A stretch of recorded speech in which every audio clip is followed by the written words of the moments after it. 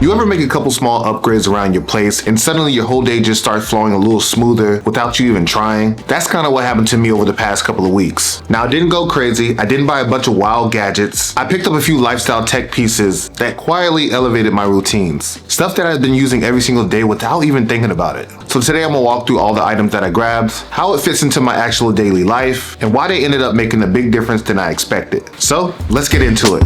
Welcome back to the channel.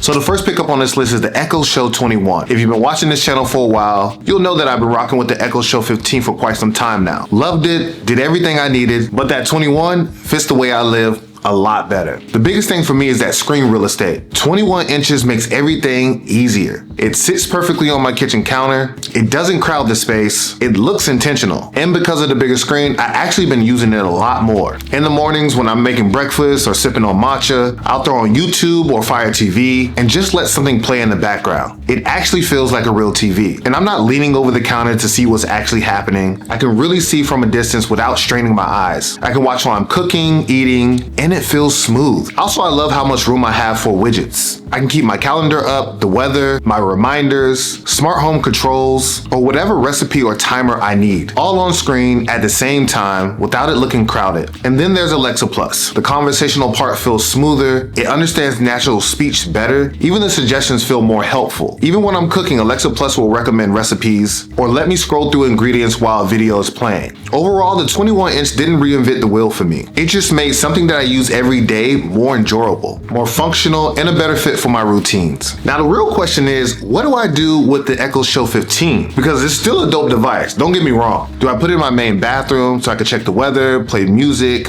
videos, or should I give it away? Let me know down in the comments what I should do with the Echo Show 15. By the way, I'm thinking about having a giveaway this holiday season, so stay tuned for that. All right, the next pickup is the Wyze Scale Ultra. Now, I've been trying to be more intentional about my health lately, and this scale has been a simple but surprising, helpful part of that process. Every morning after I shower, I step on the scale, and it automatically logs everything in the app. Body fat, muscle mass, heart rate, trends over time, and the app breaks it all down without even overwhelming me. But what I like is that it holds me accountable without stressing me out. It's more about consistency over awareness. If I'm on track, cool. If I'm not, okay. Now I know what's going on. The design is clean too. It doesn't look cheap. It doesn't look like a random device sitting on the bathroom floor. It really fits. And honestly, those 5 seconds every morning stepping on the scale makes a big difference. It keeps my goals right in front of my mind without overthinking. All right, next up, let's talk about the Oura Ring 4. This has been a game changer. And the funny part is, I've been wanting one of these for a very long time. But that $400 price tag, it kept making me hesitate. And I know a bunch of y'all that can relate to that. Cause I'm like, $400 for a ring? Oh no, bruh. I kept saying, do I really need this right now? Then I went on a brand trip and they gifted me an Oura Ring 4. Completely unexpected. And let me just say this clearly, this is not a sponsored video at all. But it definitely gave me the push I needed because I already had been considering buying it for myself for months. Now, my sleep has not been great at all. Late night editing, traveling, and random stresses. See, my body will be tired, but my mind, wide awake. It's crazy. I didn't realize how bad some nights were until I actually seen the data. The Oura Ring tracks deep sleep, light sleep, REM, and restlessness, amongst so many different things it can track. And I'll be honest, some nights I was getting 30 minutes of deep sleep. Crazy. And I felt terrible the next day. So seeing the data made everything just click. And honestly, y'all probably saw it too. I ain't gonna hold you.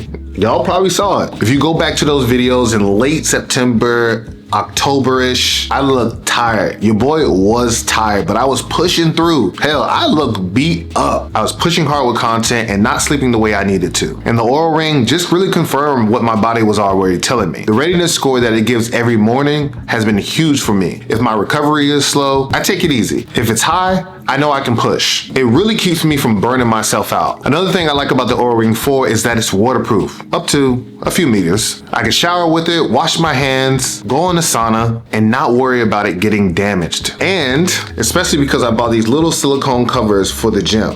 When I'm lifting dumbbells or grabbing bars, I don't want my ring to get scuffed. And real quick, before we go to the next subject, let's talk about finger placement because people love talking about that. I wear mine on my pinky finger. I think it looks dope.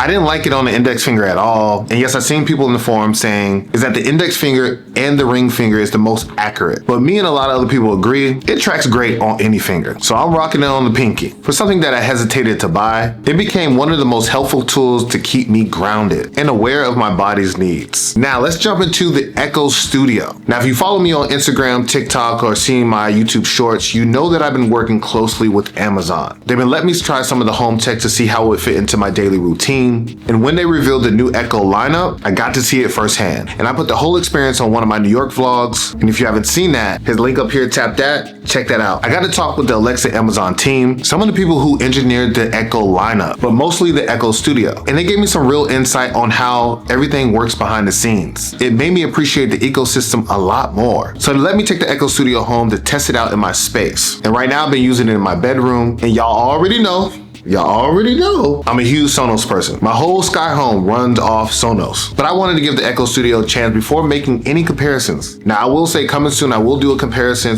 of the Sonos 100 and the all new Echo Studio. But let me just say this. I was surprised by how full the studio sounds. The bass hits without being overwhelming. The mids and highs sit warm and balanced. And the spatial audio feels like the sound is wrapping around you. The studio shines in two areas for me. At night when I'm winding down, I'll throw on something calm and it'll fill the room perfectly. In the morning when I'm making my bed or opening the blinds, it gives me just enough energy to start my day without being chaotic. Right now I have two Echo Studios in my bedroom. Eventually I'll move one of them in another part of my Sky Home, maybe the kitchen, maybe one of the bathrooms, to see where it fits long term. But for now, right now, the bedroom setup feels good. It brings a different warmth to the space. Overall, as someone who lives and breathes Sonos, the all-new Echo Studio has been quite the surprise. It has its own vibe, its own character, and it blends into my daily flow better than I expected. So yeah, those are my lifestyle pickups that I'm using currently. Nothing crazy, nothing overwhelming, just small upgrades that make my day smoother, healthier, and more enjoyable. Let me know down in the comments which one you're rocking with the most, or if there's anything else that you want a deeper dive on. If you want that Sonos versus Echo Studio comparison video, just let me know. I got you. As always, thanks for watching. It's your boy JB signing off. I'll see you guys in the next video. Peace.